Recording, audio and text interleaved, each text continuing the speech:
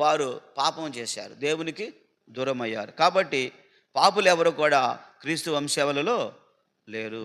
వారి పెద్దవారైనా చిన్నవారైనా రెండో వాడైనా ఎవరైతే నీతివంతులుగా ఉన్నారో వారు మాత్రమే ఈ వంశావళిలో రాయబడి ఉన్నది. అలాగే ప్రకటన గ్రంథము 21వ అధ్యాయము 27వ వచనం మనం చదువుకుంటే ఇక్కడ ఈ రీతిగా రాయబడి ఉన్నది.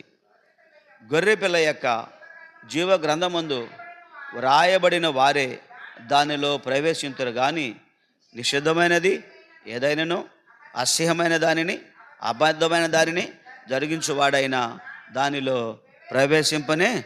కాబట్టి ఈ లోకములో యేసుక్రీస్తు వంశావళిలో పాపులు ఎవరు కూడా, పాపం చేసిన వారు ఈ వంశావళి మనకి కనపడరు. నీతిగా యథార్థంగా భక్తి కలిగిన వారు మాత్రమే మత్తయిలో గ్రంథకర్త రాశాడు. అలాగే పరలోకములో మనం ప్రవేశించాలంటే, ఈ లోకములో నువ్వు పెద్దవాడవైనా చిన్నవాడవైనా రెండో వాడైనా మూడో వాడవైనా వీళ్ళారా పాపులు ఎవరు కూడా పరలోకానికి రారు.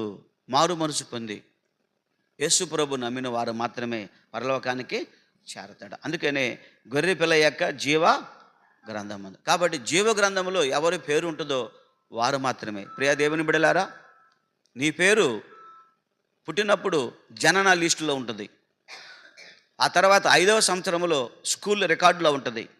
ఆ తర్వాత ఉద్యోగం వస్తే ఉద్యోగరీత్యా ఆ యొక్క ప్రభుత్వం యొక్క ఆఫీసులో కానీ ప్రైవేట్ యొక్క కంపెనీలో నీ పేరు ఉంటుంది. ఆ తర్వాత పిల్లారా నువ్వు చనిపోతే నీ పేరు శిలాపలక మీద ఉంటుంది. కానీ ఇన్ని చోట్ల ఉన్న నీ పేరు మరి మరొక చోట ఉండాలి. అక్కడ లేకపోతే పరలోకానికి అదే జీవ గ్రంథము. మరి నీ పేరు జీవ గ్రంథంలో ఉన్నదా? పరిశీలించుకుందాం. జీవ గ్రంథంలో నీ పేరు ఉండాలంటే ప్రభు నమ్మి మారు మనసు పొంది పరిశుద్ధంగా జీవించిన వారి పేర్లు మాత్రమే జీవ గ్రంథంలో.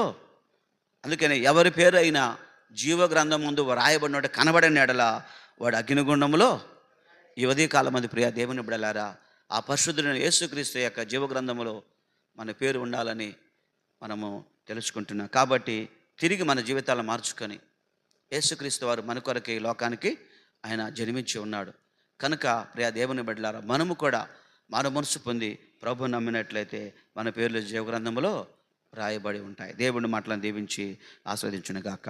ఆమేన్. అందరం లేచి నిలబడితే ప్రార్థన చేసుకొని దేవుని ఆశీర్వాదంతో సెలవు తీసుకుందాం.